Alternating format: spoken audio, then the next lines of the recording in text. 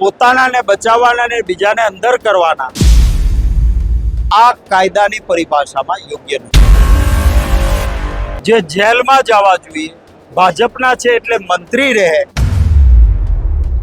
અને બીજી પાર્ટીના કોઈ છે તો જેલમાં નાખો, આ નીતિ બરાબર નથી। ગુજરાતમાં છેલ્લા કેટલાક દિવસોથી એક કૌભાંડની ચર્ચાઓ ચોરે અને ચોકે થઈ રહી છે। કૌભાંડનું નામ છે મનરેગા કૌભાંડ। આ મનરેગા કૌભાંડમાં જ્યારથી ભારતીય જનતા પાર્ટીના ચાલુ મંત્રી બચ્ચુ ખાબડના બંને પુત્રોની આની અંદર સંડોવણી બહાર આવી, તેમ છતાંય ભારતીય જનતા પાર્ટીએ બચ્ચુ ખાબડ ઉપર કેમ કોઈ કાર્યવાહી ના કરી? આવા આક્ષેપો હવે વિરોધી પાર્ટીના નેતાઓ લગાડી રહ્યા છે અને આવા આક્ષેપોની સાથે જ ફરીથી મેદાને આવે છે ડેડિયાપાડાના ધારાસભ્ય ચૈતર વસાવા। ચૈતર વસાવા ફરી એક નામ ખુલે છે।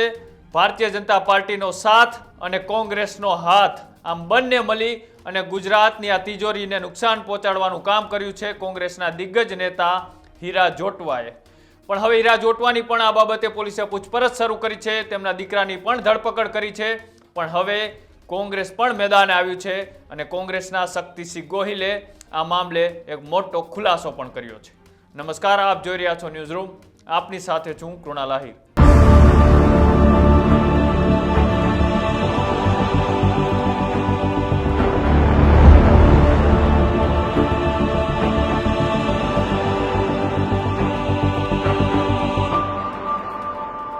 થોડા દિવસથી દાહોદ, નર્મદા, છોટાઉદેપુરની આજુબાજુનો વિસ્તાર અત્યારે રાજકારણને લઈ ખૂબ ચર્ચામાં છે। એક બાજુ છે ભારતીય જનતા પાર્ટી, 30 વર્ષથી આ સત્તામાં છે, શાસનમાં છે, અને તેમ છતાંય એ વિસ્તારનો વિકાસ કેમ નથી થતો? કેમ કે આવા કૌભાંડો થઈ રહ્યા છે। ભારતીય જનતા પાર્ટીના ચાલુ મંત્રી બચ્ચુ ખાબડના બંને પુત્રોની કરોડો રૂપિયાના ભ્રષ્ટાચારના કૌભાંડમાં એ પોલીસ ધરપકડ કરે છે, તેમ છતાંય ભારતીય જનતા પાર્ટીના એક પણ નેતા આ મામલે કાર્યવાહી કરવા કે બોલવા માટે તૈયાર નથી। આ કાર્યવાહી કરી તો માત્ર સચિવાલયમાં આવવાની મનાઈ કરી દેવામાં આવી। ભારતીય જનતા પાર્ટીના જાહેર કાર્યક્રમથી તેમને દૂર રાખવામાં આવ્યા। માત્ર જાહેર કાર્યક્રમ અથવા સચિવાલયથી દૂર રાખવાથી આવા કૌભાંડીઓ નેતાઓને ભારતીય જનતા પાર્ટી શું બચાવવાનું કામ કરી રહી છે? આવા અનેક સવાલો ગુજરાતની જનતા વારંવાર પૂછે છે। પણ હવે માત્ર આ ભારતીય જનતા પાર્ટીની વાત નથી, પણ સાથે જ કોંગ્રેસના દિગ્ગજ નેતા હીરા જોટવા પણ આમાં કાંઈ કમ નથી। તેઓ આ સમગ્ર કૌભાંડના માસ્ટર માઇન્ડ હોય તેવા આક્ષેપો પણ હવે ડેડિયાપાડાના ધારાસભ્ય ચૈતર વસાવાએ જ્યારથી લગાવ્યા ત્યારથી તેમની પણ પૂછપરછ અને ધરપકડ શરૂ થઈ છે। હવે વાત એમ છે કે આ બંનેની ધરપકડ થઈ ચૂકી છે, પણ ભારતીય જનતા પાર્ટી બચ્ચુ ખાબડને પદ ઉપરથી કેમ દૂર નથી કરતી? કેમ હીરા જોટવા ઉપર પેલા કાર્યવાહી નહીં અને બચ્ચુ ખાબડના બંને પુત્ર ઉપર કાર્યવાહી? તેનો જવાબ એ છે કે હીરા જોટવાએ પણ ભારતીય જનતા પાર્ટીની અંદર અનેક ફંડ આપ્યા છે। ભારતીય જનતા પાર્ટીના કમલમ બનાવવામાં કરોડો રૂપિયાનું ફંડ આપ્યું છે અને બીજા જે પણ કાંઈ પૈસા છે એ વિદેશ ટ્રાન્સફર કરી દીધા હોય તેવા પણ અત્યારે આરોપો લાગી રહ્યા છે।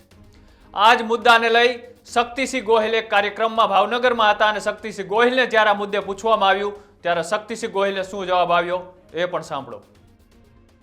હું ચોક્કસ કહીશ કે ભ્રષ્ટાચાર માં કોઈ પણ પુરાવા હોય ને કોઈ પણ હોય તો કશું જોયા વગર કડક હાથે કામ લે, મને વાંધો નહીં। ભારતીય જનતા પાર્ટીના મિનિસ્ટર પોતે સીધા પુરાવા છે। માનનીય અમિતભાઈ ચાવડાએ આખી ડિટેલ આપી હતી। એમ છતાં એને મંત્રી પદેથી પણ દૂર નહીં કરવાના।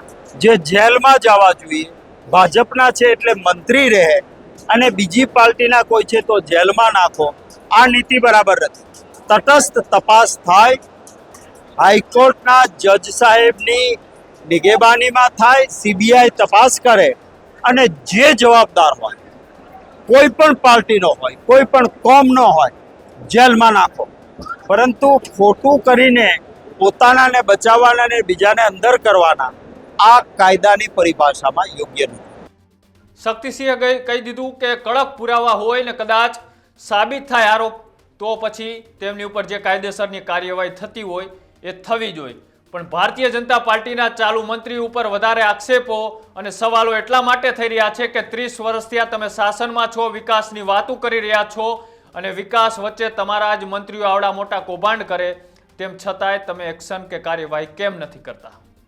આ સવાલ એ માત્ર શક્તિસિંહ ગોહિલ કોંગ્રેસ કે વિરોધ પાર્ટીના નેતાઓનો નથી, પણ પૂરી ગુજરાતની જનતાઓનો સવાલ છે.